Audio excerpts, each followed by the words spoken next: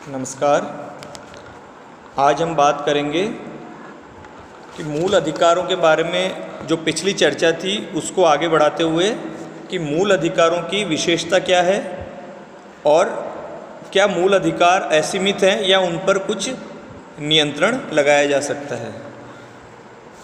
तो पिछले व्याख्यान में हमने चर्चा की थी भाग 3 में जो मूल अधिकारों की योजना दी गई है, कितने मूल अधिकार हैं और कौन कौन से हैं उनका नाम जाना था। अब एक प्रश्न उठता है, क्या मूल अधिकार असीमित हैं? भाग 3 के जो मूल अधिकार दिए गए हैं उनको पूरा अच्छी तरह से अध्ययन करने पर एक बात स्पष्ट होती है कि ये मूल अधिकार असीमित नहीं है, एब्सोल्यूट नहीं है। देखा जाए तो कोई भी अधिकार किसी भी राज्य में या किसी भी संस्था में अगर किसी व्यक्ति को कोई अधिकार दिए जाते हैं तो वो असीमित या निरंकुश नहीं हो सकते। और भारतीय संविधान में तो राज्य को एक लोक कल्याणकारी राज्य की स्थापना करने का प्रयास की और अग्रसर रखने का ध्येय रखा गया है। तो यहाँ विशेष रूप से व्यक्तिगत अधिकार और जो सामाजिक हित है, सामूहिक अधिकार हैं, उसमें सामंजस्य स्थापित करने का प्रयास किया गया है। इसलिए भाग 3 में वर्णित अधिकारों का उपभोग भी व्यक्ति द्वारा इसी प्रकार किया जा सकेगा कि वो समाज में आर्थिक, सामाजिक और राजनीतिक जो न्याय है उसकी स्थापना में बाधक ना हो और उस न्याय की स्थापना का एक सपोर्टिव पहलू हो, उसको स्थापना के प्रयास की और एक सकारात्मक कदम वो अधिकार निभाएं। निश्चित रूप से अगर अधिकारों की असीमितता होगी तो वो जो स्वतंत्रताएं होगी व्यक्ति की वो ही समाप्त हो जाएंगी और निरंकुश अधिकारों की कल्पना ही किसी भी सभ्य समाज में एक असंभव सी बात है, क्योंकि अधिकारों के असीमित और अनियंत्रित प्रयोग से स्वयं स्वतंत्रताएं ही समाप्त हो जाएंगी, नष्ट हो जाएंगी।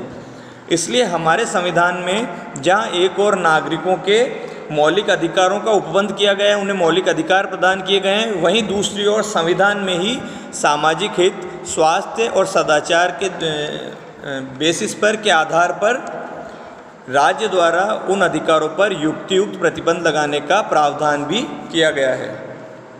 इसलिए ये अधिकार निरंकुश या असीमित नहीं कहे जा सकते। तो हम कह सकते हैं कि भारत में जो संवैधानिक अधिकार जो दिए गए हैं, जिसमें भारत के संविधान में जो मूल अधिकार वर्णित है वो एब्सोल्यूट नहीं है, वो निरंकुश या असीमित नहीं है। जो समाज है वो व्यक्तियों का समूह होता है और जो समाज के लिए उचित है, न्यायपूर्ण है, वही व्यक्ति के लिए भी उचित और न्यायपूर्ण होगा। A.K. गोपालन बनाम मद्रास राज्य के वाद में न्यायमूर्ति श्री मुखर्जी ने कहा था कि ऐसी कोई वस्तु नहीं हो सकती जिसे हम पूर्ण रूप से असीमित स्वतंत्रता कह सकें, यानी असीमित स्वतंत्रता जैसी कोई वस्तु अस्तित्व में नहीं हो सकती, क्योंकि अगर किसी स्वतंत्रता पर से पूर्ण अवरोध किसी की स्वतंत्रता पर से पूर्ण अवरोध हटा दिया जाए, यानी उसे असीमित कर दिया जाए स्वतंत्रता को, तो इसका परिणाम अराजकता और अव्यवस्था होगी जो पाषाण युग में, बर्बर युग में हमें वापस ले जाएगी। सभ्य समाज के लिए असीमित स्वतंत्रता नाम की कोई वस्तु हो ही नहीं सकती। इसीलिए नागरिकों के अधिकारों पर देश विशेष की सरकारें ऐसे युक्तियुक्त अवरोध लगा सकती हैं और लगाती भी हैं जो समाज की सुरक्षा, स्वास्थ्य और नैतिकता के लिए वो उचित समझती हैं। इन प्रतिबंधों की भी एक उचित सीमा निर्धारित होनी चाहिए ताकि राज्य अपनी शक्ति का दुरुपयोग ना कर सके और नागरिकों के अधिकारों और स्वतंत्रता का हनन ना कर सके, नहीं तो राज्य निरंकुश हो जाएगा।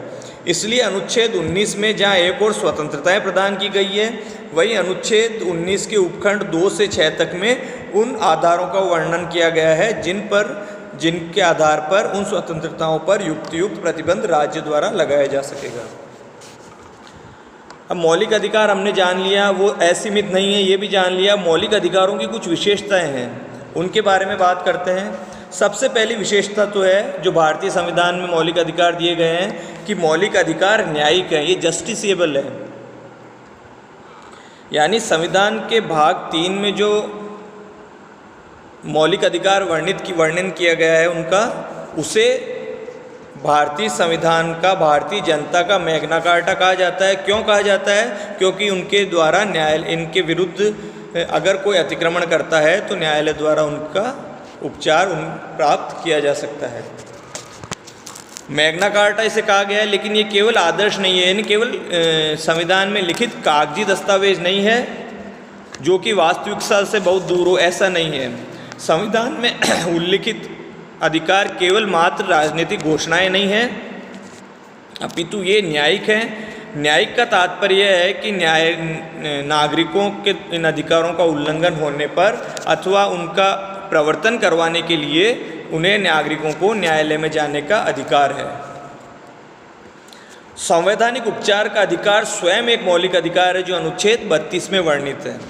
अनुच्छेद 32 में माननीय उच्चतम न्यायालय सुप्रीम कोर्ट और अनुच्छेद 226 में माननीय हाई कोर्ट्स उच्च न्यायालय द्वारा रिट जारी कर सकता है और व्यक्ति के अधिकारों का हनन करने वाले किसी दूसरे व्यक्ति या संस्था अथवा राज्य को भी ऐसा करने से रोक सकते हैं। अनुच्छेद 13 यह प्रावधानित करता है कि राज्य ऐसी कोई विधि नहीं बनाएगा, यानी राज्य की ऐसी विधि बनाने पर वो अवरोध या अंकुश लगाता है जो इन अधिकारों को समाप्त करे अथवा उनका अतिक्रमण करे। दूसरी विशेषता है कि कुछ अधिकार केवल नागरिकों को ही प्राप्त हैं, यानी certain rights are available to citizens only. भारतीय संविधान के भाग 3 में जो मूल अधिकार दिए गए हैं उनमें 7 मूल अधिकार दिए गए हैं कुल। इनमें से कुछ अधिकार केवल भारत के नागरिकों को प्राप्त है, शेष अधिकार भारत भूमि पर रहने वाले प्रत्येक व्यक्ति को प्राप्त है। जैसे अनुच्छेद 14 में जो समानता का अधिकार दिया गया है वो प्रत्येक व्यक्ति को प्राप्त है। इसी प्रकार अनुच्छेद 15, 16, 19, 29, 30 और 18(2) में जो वर्णित अधिकार है वे केवल भारतीय नागरिकों को ही प्राप्त है। शेष अधिकार जो हैं वो भारत क्षेत्र में रहने वाले या भारत क्षेत्र में उपस्थित हर व्यक्ति को प्राप्त है। इसके बाद इसकी एक विशेषता यह है कि कुछ अधिकार राज्य कृत्य के विरुद्ध प्रत्याभूति है। Certain rights are guaranteed against state act. वास्तव में मौलिक अधिकार जो है वो राज्य के विरुद्ध दी गई प्रत्याभूति है, यानी राज्य पर एक नकारात्मक दायित्व अधिरोपित करते हैं कि राज्य को क्या कार्य नहीं करना चाहिए जिससे व्यक्ति का विकास अवरुद्ध हो। व्यक्ति राज्य शक्ति के सम्मुख शक्तिहीन होता है, अतः इस स्थिति से निपटने के लिए संविधान में इन अधिकारों को सम्मिलित कर राज्य शक्ति को सीमित करने का प्रयास किया गया है। एक प्रमुख वाद इस विषय में है P.D. श्यामदासानी बनाम सेंट्रल बैंक ऑफ इंडिया में। इस स्थिति को सर्वोच्च न्यायालय ने और स्पष्ट किया है। इसमें सेंट्रल बैंक ने श्यामदासानी की संपत्ति को जब्त करने के आदेश दे दिए। श्यामदासानी ने अनुच्छेद 32 के अंतर्गत याचिका प्रस्तुत की जिसमें प्रार्थना की गई कि यह अनुच्छेद 21, 31 और 19 के अधिकारों का अतिक्रमण कर रहा होता है। यह मामला 1952 का है और उस वक्त संपत्ति का अधिकार एक मूल अधिकार हुआ करता था जो अनुच्छेद 31 में वर्णित था। सर्वोच्च न्यायालय ने याचिका को खारिज कर दिया और यह धारित किया कि अनुच्छेद भाग 3 में जो मौलिक अधिकार वर्णित दिए गए हैं ये व्यक्तियों के अनुचित कार्यों के विरुद्ध प्रदान नहीं किए गए हैं, अपितु राज्य शक्ति के विरुद्ध प्रदान किए गए हैं। और बैंक जो है वो एक विधिक व्यक्ति है, ज्यूरिस्टिक पर्सन है, अतः उसके कार्यों के विरुद्ध जो उपचार है वो साधारण विधि में ही खोजा जाना चाहिए। संवैधानिक उपचार जो है वो राज्यकृत जो स्टेट एक्ट है उसके विरुद्ध उपलब्ध है। इसी प्रकार एक अन्य वाद में जो कि पश्चिमी बंगाल बनाम सुबोध गोपाल था, न्यायालय ने राज्य शब्द को परिभाषित किया है और राज्य शब्द में सम्मिलित किया है भारत सरकार और संसद को, राज्य सरकार और विधानमंडल को, समस्त स्थानीय एवं अन्य प्राधिकारी जो भारतीय राज्य क्षेत्र में है अथवा भारत सरकार के नियंत्रण में है। इस प्रकार आज हमने बात की उसका जो सारांश है कि मूल अधिकार जो है वो भारतीय संविधान में प्रदान किए गए वो असीमित नहीं है, निरंकुश नहीं है और राज्य लोक स्वास्थ्य, सदाचार और नैतिकता के आधार पर उन पर युक्तियुक्त प्रतिबंध लगा सकता है। और मौलिक अधिकारों की कुछ विशेषताएं, जिसमें मौलिक अधिकार न्यायिक है, यानी मौलिक अधिकारों का उल्लंघन या अतिक्रमण होने पर या उनका प्रवर्तन करवाने के लिए व्यक्ति न्यायालय की शरण में जा सकता है, और न्यायालय इनके प्रवर्तनार्थ अनुच्छेद 32 के अधीन सुप्रीम कोर्ट और अनुच्छेद 226 के अंतर्गत हाई कोर्ट्स विभिन्न याचिकाएं आदेश जारी कर सकते हैं। फिर कुछ अधिकार केवल नागरिकों को ही प्राप्त है, और जैसे अनुच्छेद 15, 16, 19, 29, 30 और 18(2) में प्रदत्त अधिकार केवल नागरिकों को ही प्राप्त है, भारतीय नागरिकों को। इसके अलावा जो शेष अधिकार है वो भारत में निवास करने वाले, भारत भूमि पर विचरण करने वाले प्रत्येक व्यक्ति को प्राप्त है।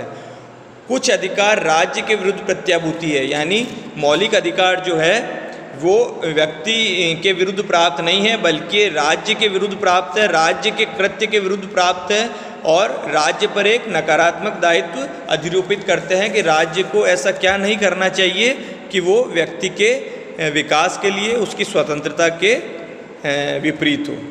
आज के लिए इतना ही। धन्यवाद। जय हिंद।